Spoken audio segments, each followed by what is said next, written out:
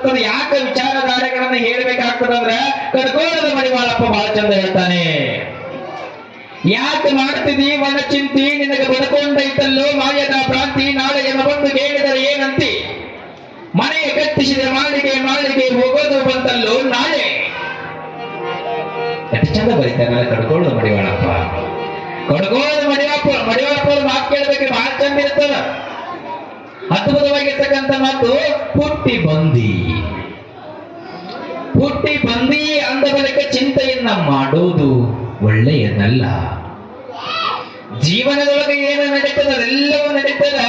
ಹುಟ್ಟಿ ಬಂದ ಬಳಿಕ ಕಷ್ಟಗಳು ಬರ್ತವೆ, ದುಃಖಗಳು ಬರ್ತವೆ, ದುಮ್ಮಾನಗಳು ಬರ್ತವೆ, ಏನೆಲ್ಲ ತೊಂದರೆಗಳು ಬರ್ತವೆ, ನಾವು ಅನುಭವಿಸಲೇಬೇಕು. ಹುಟ್ಟಿ ಬಂದ ಬಳಿಕ ಇನ್ನೊಬ್ಬರನ್ನ ಅವ್ರು ಹಂಗ್ ಕೆಲಸ ಮಾಡ್ತಾರೆ, ಅವ್ರು ಹಿಂಗ್ ದುಡಿತಾರೆ ಅನ್ನುವಂತ ಚಿಂತೆಯೊಳಗೆ ಕಲಿಯೋದಲ್ಲ. ನಿನ್ನ ಮನೆಯ ಮಕ್ಕಳ ಚಿಂತೆಯನ್ನ ಮೊದಲು ಮಾಡು. ನಿನ್ನ ಕುಟುಂಬದೊಳಗೆ ಕುಟುಂಬ ಹೆಂಗ ಬದುಕ್ತದೆ ಅಂತಕ್ಕಂಥದ್ದು ಮೊದಲು ನೋಡಬೇಕು. ನಿನ್ನ ಕುಟುಂಬ ಚೆನ್ನಾಗಿತ್ತು ಅಂದ್ರೆ ಇನ್ನೊಂದು ಕುಟುಂಬದ ಬಗ್ಗೆ ಮಾತನಾಡಬೇಕು. ಆ ಭಗವಂತ ಹುಟ್ಟಿದ ಬಳಿಕ ಒಬ್ಬೊಬ್ಬರಿಗೆ ಒಂದಿಷ್ಟು ಬಡತನ ಕೊಟ್ಟಿರ್ತಾನೆ, ಒಂದಿಷ್ಟು ತೊಂದರೆಗಳನ್ನ ಕೊಟ್ಟಿರ್ತಾನೆ. ಆದ್ರೆ ಸಂಪತ್ತು ಬಂದಿತ್ತು ಕರೆ, ಸಂಪತ್ತು ಬಂದಾಗ ಏನ್ ಮಾಡ್ತೀವಿ, ಮನೆ ಮೇಲೆ ಮನೆ ಕಟ್ಟಿಸ್ತೀವಿ, ಬಿಲ್ಡಿಂಗ್ ಮೇಲೆ ಬಿಲ್ಡಿಂಗ್ ಕಟ್ಟಿಸ್ತೀವಿ, ಏನೆಲ್ಲ ಕಟ್ಟಿಸಿವಿ. ಮುಂದೆ ಮರಣ ಬಂದಾಗ, ಯಮನ ಬಳಿ ಹೋದಾಗ, ಯಮ ನೀ ಮನೆ ಕಟ್ಟಿಸಿ ಅಂತ ಕೇಳ್ತಾನನ್ರಿ. ಯಮರಾಯ ಏನೇನ್ ಮಾಡಿದ ಭೂಲೋಕದಂತ ಕೇಳ್ತಾನನ್ರಿ. 3 ಅಂತಸ್ತು ಮನೆ ಕಟ್ಟಿಸಿನ ಅಂತ ಹೇಳ್ರಿ ನೋಡೋಣ ಯಮರಾಯ ಮುಂದೆ ಕೇಳ್ತಾನನ್ರಿ ಯಮರಾಯ. ಯಾವುದೇ ಮನೆ ಕಟ್ಟಿಸಿದೆ ಅಂತ ಕೇಳೋದಿಲ್ಲ, ಎಷ್ಟು ಹಣವನ್ನ ಗಳಿಸಿದೆ ಎಂದು ಕೇಳೋದಿಲ್ಲ. ಏನು ಕೇಳ್ತಾನಂತಂದ್ರ ಸಮಾಜದೊಳಗ ಮಾನವ ಜನ್ಮ ಅಂತಕ್ಕಂಥದ್ದು ಸುಂದರವಾಗಿರುವಂತ ಜನ್ಮ. ಈ ಜನ್ಮದೊಳಗೆ ಹುಟ್ಟಿ ಬಂದಿ ಅಂದ ಬಳಿಕ ಸಮಾಜ ಸೇವೆಯನ್ನ ಎಷ್ಟು ಮಾಡಿದೆ, ಬಡತನ ಮಕ್ಕಳಿರುವಂತ ಮಕ್ಕಳಿಗೆ ವಿದ್ಯಾಭ್ಯಾಸಕ್ಕೆ ತೊಂದರೆಯಾದಾಗ ಎಷ್ಟು ಹಣವನ್ನ ಕೊಟ್ಟೆ, ಯಾವ ಮಕ್ಕಳಿಗೆ ಡೊನೇಷನ್ ಫೀಯನ್ನ ಕಟ್ಟಿದೆ ನಿನ್ನ ಸಂಪತ್ತಿನೊಳಗೆ ತಿಳ್ಕೊಂಡು ಭಗವಂತ ಕೇಳ್ತಾನ. ಇಂಥದ್ದು ದಾನ ಮಾಡಿದ ಸಂಪತ್ತಿಗೆ ಬೆಲೆ ಬರುತ್ತದೆ ಬಂಧುಗಳೇ. ಮನೆಯ ಕಟ್ಟಿಸಿದೆ ಮ್ಯಾಳಿಗೆ ನಿನಗ ಹೋಗುದು ಬಂತಲ್ಲೋ ನಾಳಿಗೆ, ಬೊಗಡೀದು ಮಾಡಾರ ಗೋಳಿಗೆ, ಬೊಗಡೀದು ಮಾಡಾರ ಗೋಳಿಗೆ ನಿನಗ ಇಟ್ಟು ಬಂದು ಉಳ್ತಾರಲ್ಲೋ. ಹೌದ ಯಾಕೆ ಮಾಡತಿದ್ದೀನಿ ಒಣ ಚಿಂತೆ, ಯಾಕೆ ಮಾಡತಿದ್ದೀನಿ ಒಣ ಚಿಂತೆ, ನಿನಗ ಬಡಕೊಂಡಾದ ಮಾಯದ ಬಾಂತಿ, ನಿನಗ ಬಡಕೊಂಡಾದ ಮಾಯದ ಬಾಂತಿ. ಅದಕ್ಕ ಜೋತು ಕೊಡು ನೀ ಕುಂತಿ ನಾಳೆ ಯಮ ಕೇಳಿದರ ಏನಂತೆ.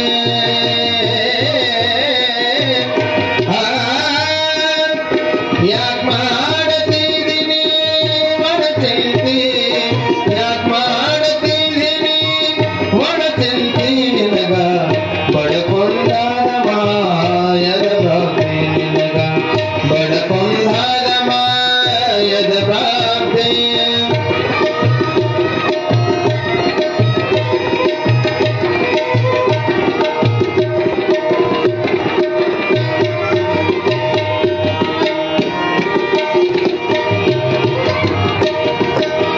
ಮನೆಯ ಕಟ್ಟಿಸಿದಿ ಮ್ಯಾಳಿಗೆ ನಿನಗ ಹೋಗುದು ಬಂತಲ್ಲೋ ನಾಳಿಗೆ,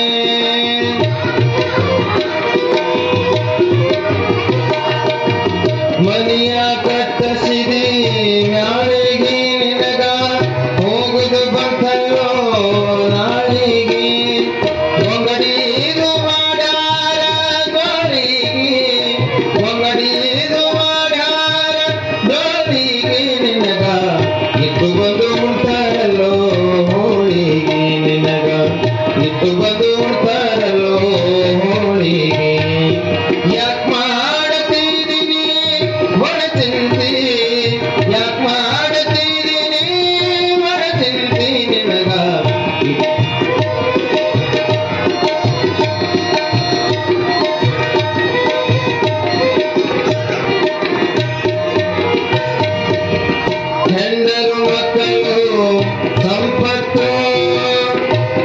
ಹುಟ್ಟಿದಾಗ ಅದು ಎಲ್ಲಿತ್ತು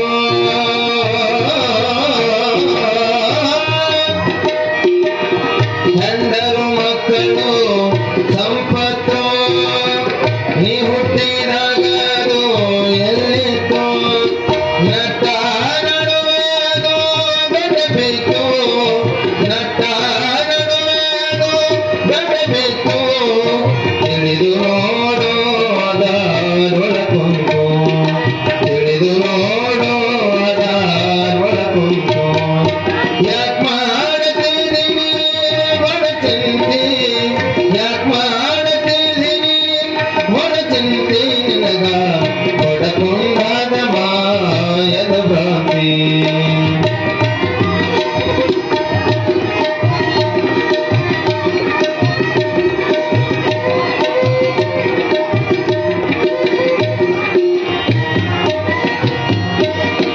ಸಂಕಷ್ಟ ಪಡುತ್ತಿದ್ದೀನಿ ಸಾಯುವುದು ಕಾದು ಚಟಪಟ ಉಳ್ಳಂಗೋ ಮಾಯದ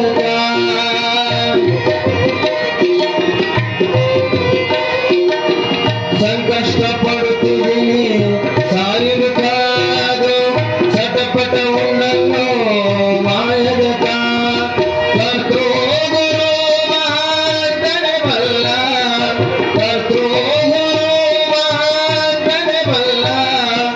ಅವನ ಹೊರತು ಮತ್ತೆ ನಿನಗೆ ಯಾರಿಲ್ಲ ಅವನ ಹೊರತು ಮತ್ತೆ ನಿನಗೆ ಯಾರಿಲ್ಲ ಯಾಕ್ ಮಾಡುತ್ತಿದ್ದೀನಿ ಒಡ ಚಿಂತೆ ಯಾಕ್ ಮಾಡುತ್ತಿದ್ದೀನಿ ಒಡ ಚಿಂತೆ ನಿನಗ ಬಡಕೊಂಡಾದ ಮಾಯದ ಭ್ರಾಂತಿ ನಿನಗ ಬಡಕೊಂಡಾದ ಮಾಯದ ಭ್ರಾಂತಿ ಅದಕ್ಕ ಜೋಕಿಕೊಂಡು ನೀ ಕುಂತೆ ನಾಳೆ ಯಮ ಕೇಳಿದನ ಏನಂತೆ ಯಾಕ್ ಮಾಡುತ್ತಿದ್ದೀನಿ ಒಡ ಚಿಂತೆ ಯಾಕ್ ಮಾಡುತ್ತಿದ್ದೀನಿ ಒಡ ಚಿಂತೆ ನಿನಗ ಬಡಕೊಂಡಾದ ಮಾಯದ ಭ್ರಾಂತಿ ನಿನಗ ಬಡಕೊಂಡಾದ ಮಾಯದ ಭ್ರಾಂತಿ ನಿನಗ ಬಡಕೊಂಡಾದ ಮಾಯದ ಭ್ರಾಂತಿ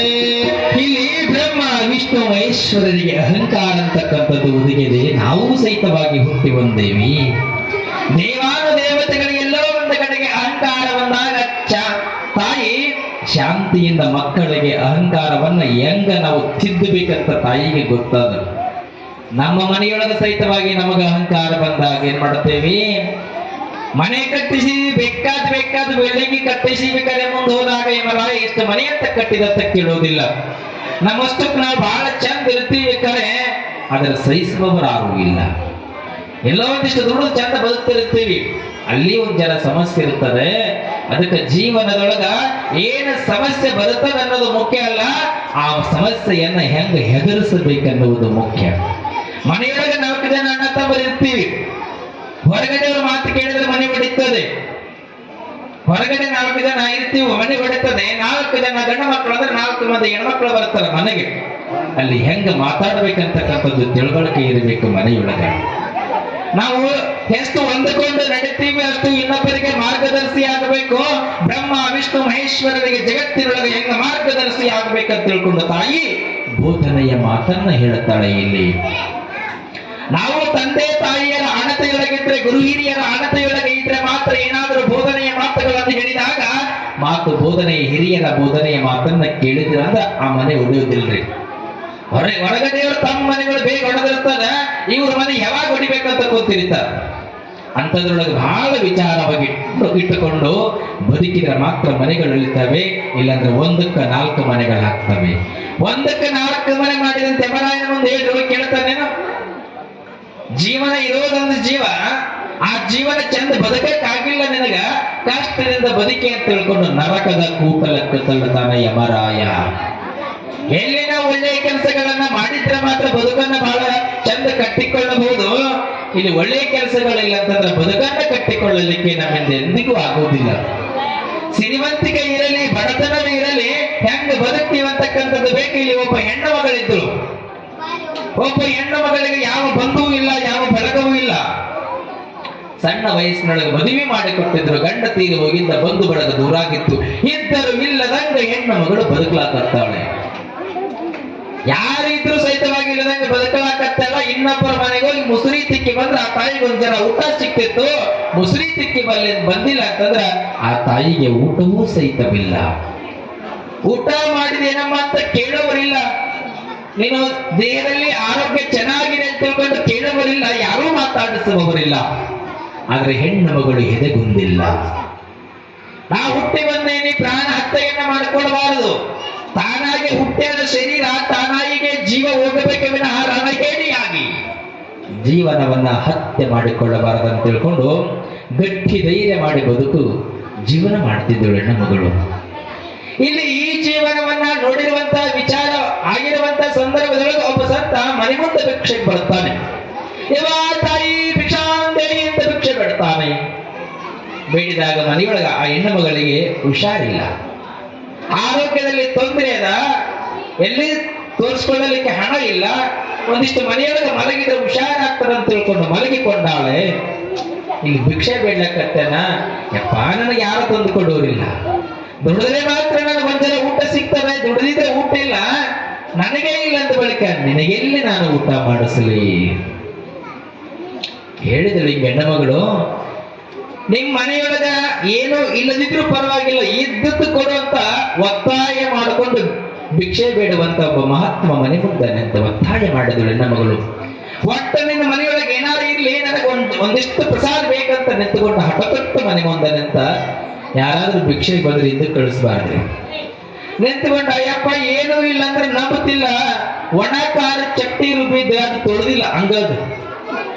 ಒಣ ಖಾರ ಚಟ್ನಿ ರುಬ್ಬಿ ಹಂಗೆ ಇಟ್ಟೀನಿ, ಅದೇನು ತೊಳೆದಿಲ್ಲ, ಅದ್ರ ಮ್ಯಾಗ ಒಂದಿಷ್ಟು ಸೌರ್ಕೊಂಡ್ರೆ ಸಣ್ಣದೊಂದಿಷ್ಟು 2 ಉಂಡಿ ಆಗ್ಬೋದು. ಒಣ ಖಾರದ ಉಂಡಿ ಹಿಟ್ಟ ಆಗ್ತದೆ, ದೊಡ್ಡದಾಗಂಗಿಲ್ಲ, ಸಣ್ಣ 2 ಉಂಡಿ ಆಗ್ಬಹುದು ಅಂತ ತಿಳ್ಕೊಂಡು ಆ ತಾಯಿ ಅದೇ ಒಣ ಖಾರದ ಕಲ್ಲಿನ ತೊಳೆದಿದ್ದಿಲ್ಲಲ್ಲ ಅದನ್ನೇ ತೆಗೆದುಕೊಂಡು ಬಂದು ಸಂತರಿಗೆ ಕೊಡ್ತಾಳೆ. ತನ್ನ ಕೈಯೊಳಗೆ ಮುಟ್ಟಿದ್ರೆ ತನ್ನ ಕೈಗೆ ಹತ್ತಿದ್ರೆ ಅದು ಒಂದ್ ಸ್ವಲ್ಪ ಕಡಿಮೆ ಆಗ್ತದೆ ಉಂಡಿ. ಅದಕ್ಕೆ ತೊಳೆದಿಲ್ಲ, ಇದಕ್ಕೆ ಒಣ ಖಾರ ಚಟ್ನಿ ರುಬ್ಬಿದ ಹಂಗಾದ ಹಸಿ ಮೆಣಸಿಕಾಯ್ದು, ಇದನ್ನೇ ನೀನು ಸ್ವೀಕಾರ ಮಾಡಂತ. ಒಳಕಲ್ ರುಬ್ಬಿಗೆ ಏನಂತೀರಿ ಕಣ್ಣೆ? ಒಳಕಲ್ ರುಬ್ಬು ಕರೆಕ್ಟ್ ಅಂತೀರಿ? ಗುಂಡುಕಲ್ ಅಂತೀರೋ ಒಳಕಲ್ ರುಬ್ಬ ಅಂತೀರೋ ಏನಂತೀರ? ಮಾತನಾಡಿ ಒಂದ್ ಜನ ನೋಡ. ಒಳಕಲ್ ರುಬ್ಬು ಕರೆಕ್ಟ? ಒಳಕಲ್ ರುಬ್ಬು ತಂದು ಕೊಟ್ಲು ಅದನ್ನೇ ಕೈಯೊಳಗ. ಸಣ್ಣ 2 ಉಂಡಿಗಳಾಗ್ತಾವ, ಸ್ವೀಕಾರ ಮಾಡಿದ. ಯಾವಾಗ ಒಂದು ಗ್ಲಾಸ್ ನೀರು ಕೊಡು ಅಂತ ಕೇಳಿದ್ರು ಸಂತರು. ನೀರು ತಂದು ಕೊಟ್ಲು, ನೀರು ಕುಡಿತಾರೆ ವಾರನ ಹೊಟ್ಟೆ ತುಂಬಿದಂತು. ಯಾವುದೇ ದಾನ ಧರ್ಮವನ್ನ ಮಾಡ್ತೀವಲ್ಲ, ಮನಸ್ಪೂರ್ವಕವಾಗಿ ಸ್ವ ಇಚ್ಛೆಯಿಂದ ದಾನ ಧರ್ಮವನ್ನ ಮಾಡ್ಬೇಕಂತೆ. ಆ ದಾನ ಧರ್ಮ ಭಗವಂತನಿಗೆ ಮೆಚ್ಚಿಗೆ ಆಗ್ತದಂತೆ. ಇಲ್ಲಿ ದಾನ ಧರ್ಮ ಹೆಂಗ ಮಾಡ್ಬೇಕಂದ್ರೆ, ನವರಾತ್ರಿಯ ತನ್ನಿಮಿತ್ತೇನ ಮಹಾ ಕಾರ್ಯಕ್ರಮ ನಡೆದಾದ, ಮಹಾಪುರಾಣ ನಡೆದಾದ. ಆ ದ್ಯಾವಮ್ಮನ ಸನ್ನಿಧಾನದ ಮುಂದೆ ಬಹಳ ಚಂದ ಕಾರ್ಯಕ್ರಮವನ್ನು ಮಾಡ್ಲಕತ್ತೀವಿ. ಈ ಪುರಾಣಕ್ಕೆ ಒಂದಿಷ್ಟು ದಾನ ಧರ್ಮವನ್ನ ಕೊಟ್ಟು ನಮ್ಮ ಮಕ್ಕಳಿಗೆ ಪುಣ್ಯದ ಬುದ್ಧಿಯನ್ನು ಹೊತ್ತುಕೊಳ್ಳಬೇಕೆಂದು ತಿಳ್ಕೊಂಡು ದಾನ ಮಾಡಿದ್ರೆ ನಿಮ್ಮ ಮನೆತನಕ ಆ ದ್ಯಾವಮ್ಮ ತಾಯಿ ಸದಾವಕಾಲವಾಗಿ ಆಶೀರ್ವಾದವನ್ನ ಕೈಯಿಟ್ಟಾಳೆ ಎನ್ನುವಂಥದ್ದು ಇಲ್ಲಿ ಈ ತಾಯಿ ಕೊಟ್ಟಳು. ಯಾವಾಗ ಸಂತೋಷ ಆಯ್ತು. ಈ ರುಬುಗುಂಡೆವಾ ಜಗಲಿ ಮ್ಯಾಗಿಡ ಅಂತ ಹೇಳ್ತಾರೆ ಸಂತರು. ಜಗಲಿ ಮ್ಯಾಗಿಡ ಅಂತ ಕೈಯೊಳಗೆ ಕೊಟ್ಟರು. ಈ ಕಡೆ ಸಂತರು ಮುಂದೆ ಹೋಗ್ತಾರೆ. ಆ ಹೆಣ್ಣು ಮಗಳು ಜಗಲಿ ಮ್ಯಾಗಿಲಿಟ್ಟು ಒಂದು 5 ನಿಮಿಷ ನೋಡೋದ್ರೊಳಗಾಗಿ 10 ಕ್ಷಣದೊಳಗ ಆ ಗುಂಡೇನದಲ್ಲ ಬಂಗಾರದ ಗುಂಡಾಗಿದೆ ದೇವರ ಜಗಲಿಯ ಮೇಲೆ ಸಂತ ಮಹಾತ್ಮರ ಆಶೀರ್ವಾದದಿಂದ. ಇಲ್ಲಿ ಯಾವಾಗ ಬಂಗಾರದ್ದು ಆಯ್ತು, ಗುಂಡು ಒಳಕಲ್ ಗುಂಡು ಬಂಗಾರದ್ದೇನಾತಲ್ಲ, ಸಂತೋಷ ಆಯ್ತು. ಯಾವಾಗ ಸಂತೋಷ ಆಯ್ತು, ಸಿರಿ ಬಂದ ಕಾಲಕ್ಕೆ ಕರೆದು ದಾನವ ಮಾಡು ಅನ್ನುವ ಹಾಗೆ ಭಗವಂತ ಸಿರಿ ಸಂಪತ್ತು ಸುಮ್ಮ ಕೊಡೋದಿಲ್ರಿ. ನಮ್ಮ ಸಂಪತ್ತು ಕೊಟ್ಟಾನಂದ್ರೆ ಒಂದಿಷ್ಟು ದಾನ ಧರ್ಮವನ್ನ ಮಾಡಬೇಕಂತ, ಹಂಚಬೇಕಂತ ಇನ್ನೊಬ್ಬರಿಗೆ. ದಾನ ಧರ್ಮದೊಳಗೆ ಅವರ ನಗುವಿನೊಳಗೆ ನಮ್ಮ ನಗುವನ್ನ ಕಾಣಬೇಕು, ಅವರ ಸಂತೋಷದೊಳಗೆ ನಮ್ಮ ಸಂತೋಷವನ್ನ ಕಾಣಬೇಕಂತ. ಅದಕ್ಕೆ ಸಿರಿ ಸಂಪತ್ತು ಭಗವಂತ ಕೊಟ್ಟಿರ್ತಾನ. ಈ ಹೆಣ್ಣು ಮಗಳಿಗೆ ಸಂಪತ್ತು ಕೊಟ್ಟ ಭಗವಂತ. ಸಂಪತ್ತು ಕೊಟ್ಟ ಕೆಲವೇ ವರ್ಷಗಳಲ್ಲಿ ಮನೆ ಮೇಲೆ ಮನೆ ಕಟ್ಟಿಸಿಕೊಳ್ತಾಳೆ. ಯಾವ ಬಂಧು ಬಳಗ ಇಷ್ಟು ದಿನಗಳ ಕಾಲ ಇರ್ಲಿಲ್ಲ. ಯಾವಾಗ ಸಂಪತ್ತು ಬಂತು, ಎಲ್ಲ ಬಂಧು ಬಳಗ ಬಂತು. ಬಂಧು ಬಳಗ ಬಂತು ಕರೆ ಈ ತಾಯಿ ಹಿಂದಿನದು ಮರಿ ಕುಡಿದಿತ್ತು. ಆದ್ರೆ ಅಹಂಕಾರ ಅದ್ರ ಜೊತೆಗೆ ಬಂತು, ಸೊತ್ತು ಬಂತು, ಅಹಂಕಾರ ಬಂತು. ಕೈ ಕಾಲು ಹಾಳುಗಳನ್ನ ಇಟ್ಟುಕೊಂಡ್ಲು ಮನೆಯೊಳಗೆ. ಏನೆಲ್ಲ ಮಾಡಿದ್ರು ಹೆಣ್ಣು ಮಗಳು ಐಷಾರಾಮಿ ಜೀವನವನ್ನ ನಡೆಸ್ಲಾಕತ್ತಿದ್ರು. ಒಂದು 10-11 ವರ್ಷ ಆಗಿತ್ತು. ಇಲ್ಲಿ 8 ವರ್ಷ ರೀ, 10ರಿಂದ 11 ವರ್ಷ ಆಗಿತ್ತು. ಬಾಳ ಬಡವೆ ಎದ್ದಳು ಹೆಣ್ಣು ಮಗಳು. ಊಟ ಮಾಡಿಸೋದಕ್ಕೂ ಸಹಿತ ಊಟ ಇರ್ಲಿಲ್ಲ ಮನೆಯೊಳಗ. ಅಂತ ಬಡತನದ ಬೆಂದೊಡಲ ಜೀವನವನ್ನ ಅನುಭವಿಸ್ಯಾಳ ಹೆಣ್ಣ ಮಗಳು. ಸಿರಿ ಸಂಪತ್ತನ್ನ ಕೊಟ್ಟೀನಿ, ಆ ಸಿರಿ ಸಂಪದವನ್ನ ಹೆಂಗ ಅನುಭವಿಸಕತ್ತಾಳ ನೋಡಬೇಕು ಅಂತ ಸಂತರಿಗೆ ಇಚ್ಛಾ ಇತ್ತು. ಹಿಂದೆ ಬಡತನ ಇತ್ತು, ಈಗ ಸಂಪತ್ತಲ್ಲ. ಈ ಸಂಪತ್ತು ಹೆಂಗದ ಅಂತ ತಿಳ್ಕೊಂಡು ನೋಡೋದಕ್ಕೆ ಬಂದ್ರು. ಸಂತರು ಮನೆ ಮುಂದೆ ಬರ್ತಾರೆ, ಮತ್ತೆ ಅದೇ ಪ್ರಕಾರವಾಗಿ ವಾ ಭಿಕ್ಷಾಂತಿ ಅಂತ ಬೆಳೆದ್ರು. ಸಂಪತ್ತಿನ ಬಡ ಸೌಕಾರ ಮನೆ ಮುಂದೆ ಹೆಂಗ ಮನೆ ಬಿಲ್ಡಿಂಗ್ ಮೇಲೆ ಬಿಲ್ಡಿಂಗ್ ಇರ್ತದ, ಹಂಗ ಮನೆ ಇತ್ತು. ಭಿಕ್ಷಾಂತಿ ಅಂತ ಬೇಡುತ್ತಾರೆ ಸಂತರು ಮನೆ ಮುಂದೆ ಬಂದು. ಬೇಡಿದಾಗ ಒಬ್ಬ ಹೆಣ್ಮಗಳು ಕೆಲಸ ಮಾಡುವಂತ ಸೇವಕಿ, ಕೆಲಸ ಮಾಡ್ತಕ್ಕಂಥ ಹೆಣ್ಮಗಳು ಕಸ ಗುಡಿಸ್ತಿದ್ರು. ಭಿಕ್ಷಾ ನೀಡಂತ ಕೇಳಿದಾಗ ಆ ಹೆಣ್ಮಗಳು ಮುಂದಕ್ಕೆ ಹೋಗಂತಾಳ್ರಿ. ಅಂದಾಗ ಸಂತರಂತಾಳ, ಸಂತರಂತಾರ ನಿನ್ನ ಜೊತೆ ನಾ ಇವ ಮಾತಾಡೋದಕ್ಕೆ ಬಂದಿಲ್ಲ, ಈ ಮನೆಯ ಸಹಕಾರ್ತಿಯ ಜೊತೆ ಮಾತಾಡಬೇಕು, ಈ ಮನೆಯ ಸಹಕಾರ್ತಿಯನ್ನ ಕರಿ ಅಂತ ಸಂತರು ಹೇಳಿದ್ರು. ಹೇಳಿದಾಗ ಅವ್ರು ಮಲಿಕೊಂಡಾರ, ಮುಂದೆ ಹೋಗ್ರಿ ಅನ್ನುವಂತ ಮಾತಾಡುತ್ತಾಳೆ. ಕೆಲಸ ಮಾಡುವಂತ ಹೆಣ್ಣುಮಗಳು, ನಿಮ್ಮ ಜೊತೆ ಮಾತಿಲ್ಲ, ದಯವಿಟ್ಟು ಆ ಸೌಕಾರ್ತಿನ ಕರೆಯನ್ನು. ಅವಾಗ ಹೆಣ್ಣಮಗಳು ಮೇಲೆ ಹೋಗ್ತಾಳೆ. ಎಷ್ಟು ಮುಂದಕ್ಕೆ ಹೋಗಂತಂದ್ರ ಭಿಕ್ಷುಕ ಮುಂದಕ್ಕೆ ಹೋಗುತ್ತಿಲ್ಲ, ನಿಮ್ಮನ್ನ ಕರೀರಿ, ನಿಮ್ಮ ಜೊತೆ ಮಾತಾಡ್ಬೇಕು ಅಂತ ಹೇಳಕತ್ತಾರ. ಅವಾಗ ಆ ಸೌಕಾರ್ತಿ ಹೆಣ್ಣುಮಗಳು ಎದ್ದು ಬರ್ತಾಳ್ರಿ. ಎದ್ದು ಕೆಳಗಿಳಿದು ಬರ್ಬೋದಿತ್ತು. ಮಹಡಿಯ ಮೇಲೆ ಮಳಿಗೆ ಇತ್ತು. ಆ ಮಳಿಗೆ ಮೇಲೆ ನಿಂತು ಒಂದಿಷ್ಟು ದಿಟ್ಟಿಸಿ ನೋಡುತ್ತಾಳೆ ಈ ಭಿಕ್ಷುಕನನ್ನ. ದಿಟ್ಟಿಸಿ ನೋಡಿದ ಪ್ರಕಾರವಾಗಿ ನೋಡಿದ ತತ್ತು ಕ್ಷಣದೊಳಗ ಮನೆಯೊಳಗ ಬಾ ಅಂತ ಕರಿಬೋದಿತ್ತು ಆ ಸಂತರನ್ನ, ಭಿಕ್ಷುಕರನ್ನ.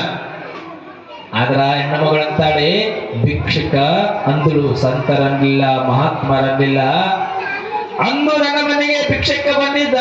ಈ ಭಿಕ್ಷಕನ ವಾಣಿ ಬಹಳ ಚಂದದ, ವಾಕ್ ಸಿದ್ಧಿ ಪುರುಷಿದ್ದಾನ ಅಂತ ಹೇಳಿದ್ರು. ಕರೆ ಒಳಗ್ ಕರೀಲಿಲ್ಲ. ಇಲ್ಲಿ ಸಂತರು ಮತ್ತೇನು ಕೇಳ್ತಾರ, ಯವ್ವ ನಿನ್ನ ಮನೆಯೊಳಗೆ ಒಂದಿಷ್ಟು ಪ್ರಸಾದ ಮಾಡಬೇಕಂತ ನನಗೆ ಅನ್ಸ್ಲಾಕತ್ತದ, ಪ್ರಸಾದ ಮಾಡ್ತೀನಿ ನಿನ್ನ ಮನೆಯೊಳಗ, ನನಗೊಂದಿಷ್ಟು ಪ್ರಸಾದ ಉಣಬಡಿಸು ಯವ್ವ ಅಂತ ಕೇಳಿದ್ರು. ಪ್ರಸಾದ ಉಣಬಡಿಸು ಅಂದಾಗ ಮನೆಯೊಳಗೆ ಬೇಡಿತ್ತು ಮಾಡಬಹುದಿತ್ತು. ಅಂದು ಬಡತನ ಇತ್ತು, ಇಂದು ಸಿರಿವಂತಿಕೆ. ಏನು ಕೇಳ್ತಾರೆ ಸಂತರು ಮಾಡಬಹುದಿತ್ತು, ಆದ್ರೆ ಮನೆಯೊಳಗೆ ಏನೂ ಇಲ್ಲ ಅಂದಳು. ನಿನಗ ಮಾಡೋದಕ್ಕ ನಮ್ಮ ಮನೆಯೊಳಗೆ ಏನೂ ಇಲ್ಲ, ಪ್ರಸಾದ ಇಲ್ಲ. ಹಾಗಾದ್ರ ನಿನ್ನ ಮನೆಯೊಳಗ ಯಾವ ಪ್ರಸಾದ ಅದ ಅಂತ ಕೇಳ್ತಾರೆ ಸಂತರು. ಒಂದು ವಾರದಿಂದ ದೊಡ್ಡದು ರುಬ್ಬುಗುಂಡಿತ್ರಿ, ಉಚ್ಚಾಕಾರ ಒಣ ಹಸಿ ಮೆಣಸಿಕಾಯಿ ರುಬ್ಬಿದ್ರಿ. ಒಂದು ವಾರದಿಂದ ರುಬ್ಬಿದ್ದು ಹಂಗೆ ಇತ್ತು, ತೊಳೆದಿರ್ಲಿಲ್ಲ ಅದನ್ನ. ನಮ್ಮ ಮನೆಯೊಳಗೆ ಯಾವ ಪ್ರಸಾದ ಇಲ್ಲ ಅಂದು ಸಣ್ಣ ಗುಂಡು ಕೊಟ್ಟಾಳ್ರಿ. ಮತ್ತೆ ದೊಡ್ಡ ಗುಂಡು ಕೊಡ್ಬೇಕಲ್ಲ. ಯಾವ ಗುಂಡು ಕೊಟ್ಟಾಳ್ರಿ? ಸಣ್ಣ ಗುಂಡು ಕೊಟ್ಟಾಗ ಭಕ್ತಿ ಇತ್ರಿ, ದೊಡ್ಡ ಗುಂಡು ಕೊಡಕತ್ತಾಳೆ ಭಕ್ತಿ ಇಲ್ಲ. ಏನಾಗ್ತದ ನೋಡ್ರಿ, ನಮ್ಮ ಮನೆಯೊಳಗೆ ಪ್ರಸಾದ ಇಲ್ಲ, ದೊಡ್ಡದು ರುಬ್ಬುಗುಂಡದ, ಅದಕ್ಕೆ ಹಸಿ ಮೆಣಸಿನಕಾಯಿ ರುಬ್ಬಿದ್ವಿ, ಅದ್ರಾಗ ಎಟ್ಟದ ತಗೋದು. ಸಂತರು ಮೊದಲು ಹೇಳಿ ಕೇಳಿ, ಸಂತ ಮಹಾತ್ಮರ ಶಕ್ತಿಯನ್ನ ನಮ್ಮಗಳಿಗೆ ಅರಿಯಲಿಕ್ಕೆ ಆಗುವುದಿಲ್ಲ. ಅದೇ ಪ್ರಸಾದ ತೆಗೆದುಕೊಳ್ಳಪ್ಪ ಅಂತ ಆ ಹೆಣ್ಣ ಮಗಳು ಹೇಳಿದ್ರು. ಆಯ್ತವ ಅಂದರು. ಸಂತರ ಲೀಲೆಗಳು ಯಾರಿಗೂ ಎಂದಿಗೂ ಅರ್ಥವಾಗುವುದಿಲ್ಲ. ರುಬ್ಬುಗುಂಡ ಮುಂದೆ ಕೂತರು. ಅದೇನಿತ್ತಲ್ಲ ನಂದು ಸಣ್ಣ ಚಟ್ನಿ ಆಗಿತ್ತು ಉಂಡಿಗಳು. ಇವತ್ತು ಎರಡೆರಡು ಇಷ್ಟು ದೊಡ್ಡ ಉಂಡೆ ಆಗ್ತವ್ರಿ. ಒಲಿಸ್ಕೊಂಡು ಇಷ್ಟು ದೊಡ್ಡ ಉಂಡೆ ಆದವು. ಅವೇ ಖಾರದ ಉಂಡೆಗಳನ್ನು ಸ್ವೀಕಾರ ಮಾಡಿದ್ರು. ಸ್ವೀಕಾರ ಮಾಡಿದ್ರೊಳಗ ನೀರಾದ್ರು ನಿನ್ನ ಮನೆಯೊಳಗ ಇದ್ದಾವೇನು ಸಹಕಾರ್ತಿ ನೀರಿದಾಗ ಒಂದು ಹೆಣ್ಣುಮಗಳು ಇಲ್ಲ ಅಂತಿಲ್ಲ. ನೀರು ತೆಗೆದುಕೊಂಡು ಕೈ ಕೆಲಸದ ಆಳು ಕೊಟ್ಟರೆ ವಿನಃ ಆ ಹೆಣ್ಣು ಮಗಳು ತಂದು ಕೊಡ್ಲಿಲ್ಲ. ನೀರು ತಂದು ಕೊಡ್ತಾರೆ, ನೀರು ಕೊಡ್ತಾರೆ, ಕುಡಿದ ಬಳಿಕ ಒಂದೇ ಮಾತಾಡ್ತಾರೆ ಸಂತರು. ಎಂತ ಮಾತಾಡ್ತಾರೆ ನೋಡ್ರಿ, ಸಂತ ಮಹಾತ್ಮರ ಮನೆಗೆ ಬಂದಾಗ ನಮ್ಮ ಕಷ್ಟಗಳನ್ನ ದೂರ ಮಾಡುವುದಕ್ಕಾಗಿ ಬಂದಿರ್ತಾರ ವಿನಃ ಆಸೆ ಪಟ್ಟು ಯಾವ ಸಂತರು ಮನೆಗೆ ಬರುವುದಿಲ್ಲ. ಯಾವಾಗ ಖಾರಪುಡಿ ಉಂಡಿ ಸ್ವೀಕಾರವನ್ನ ಮಾಡಿದ್ರು, ನೀರು ಕುಡಿದ್ರು, ಅವಾಗ ಹೇಳ್ತಾರೆ, ಏವ ಅಂದು ನಿನಗೆ ಬಡತನ ಇತ್ತು, ಇಂದು ಸಿರಿ ಸಂಪತ್ತು ಭಗವಂತ ಕೊಟ್ಟರು ಸಹಿತವಾಗಿ ಒಂದು ತುತ್ತು ಅನ್ನ ಪ್ರಸಾದವನ್ನ ನನಗೆ ನೀನು ಮಾಡಿಸಲಿಲ್ಲ ಅಂದ ಬಳಿಕ ನನ್ನ ಹೊಟ್ಟೆ ಧಗ ಧಗ ಧಗ ಅಂತ ಉರಿತಾ ಇದೆ. ಇದು ಹೆಂಗ ನನ್ನ ಹೊಟ್ಟೆ ಧಗ ಧಗ ಅಂತ ಉರಿತಾ ಇದೆ, ಇನ್ನು 3 ತಿಂಗಳೊಳಗೆ ನನ್ನ ಮನೆ ಸರ್ವನಾಶವಾಗಿ ಹೋಗ್ಲಿ ಅಂತ ಶಾಪ ಕೊಡ್ತಾರೆ. ಅವರು ಬೇರೆ ಯಾರಲ್ಲ, ಜಮಳಗೇರಿಯ ಅಜಾತನಾಗಲಿ ಗಂಗರು ನವುಲಗುಂದದೊಳಗೆ ಇಂದಿಗೂ ಅದೇ. ಇಲ್ಲೇ ಪಕ್ಕದಲ್ಲಿ ದೂರವರಲ್ಲ, ಜವಳಿಗೇರಿ ಅವರು. ಶಾಪ ಕೊಟ್ಟ ಮನೆಗಳು ಉಳಿಯೋದಿಲ್ಲ. ಸಂತ ಮಹಾತ್ಮನ ಮನೆಗೆ ಬಂದ ಒಂದು ಬಳಿಕ ನಮಗೇನಲ್ಲ, ಇದ್ದದ್ದೊಂದಿಷ್ಟು ಪ್ರಸಾದ ಬಡಿಸ್ಬೇಕು. ಭಗವಂತ ಸಂಪತ್ತು ಕೊಟ್ಟಾಗ ಹೆಂಗ ಅನುಭವಿಸ್ಬೇಕಂತಕ್ಕಂಥದ್ದು ಗೊತ್ತಿರಬೇಕು.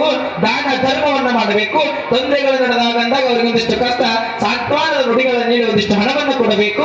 ಗುಂಜಳ್ಳಿ ಗ್ರಾಮದೊಳಗೆ ಏನ್ ನಡೆದದ? ಮಹಾಪ್ರಾಣ ನಡೆದದ. ಇದು ಒಂದು ಊರಲ್ಲ, ಒಂದು ಗ್ರಾಮ. ಈ ಪುಣ್ಯದ ಬುದ್ಧಿಯನ್ನು ಕತ್ತುಕೊಂಡು ನಿಮ್ಮ ಮಕ್ಕಳಿಗೆ ಮಾರ್ಗದರ್ಶಿ ಆಗಬೇಕು ಈ ಒಂದು ಪುರಾಣ. ದಾನ